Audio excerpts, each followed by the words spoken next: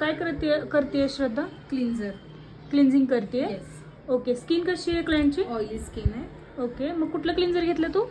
Gel base cleanser. Okay. का बरं gel base? Because त्यांची खूप एक्स्ट्रीम ऑइली स्किन आहे. ओके. श्रद्धा का घेतलंय तू gel base cleanser? Oil control करण्यासाठी मॅम मी जेल बेस क्लिन्झर मी यूज करते. ओके. येस.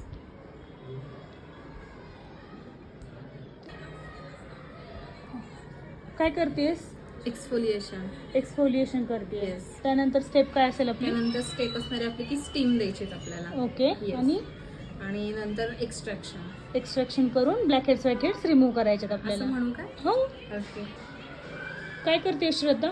एक्सफोलिएशन करते. एक्सफोलिएशन करते. Yes. ओके. त्यानंतरची स्टेप काय असणार आहे आपली? स्टीम द्यायची स्किनला. स्टीम देणार आहे. स्किन ऑइली आहे. हो.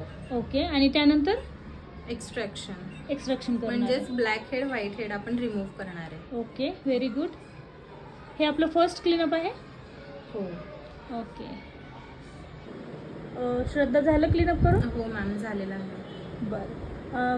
काय करतेस हे? मी मॉइश्चरायझर आणि सनस्क्रीन त्यांना लावून देते. ओके. येस. कारण आपली आता ही दुपारची वेळ आहे. हो. मॉइश्चरायझर आणि सनस्क्रीन तर पाहिजेच कंपल्सरी.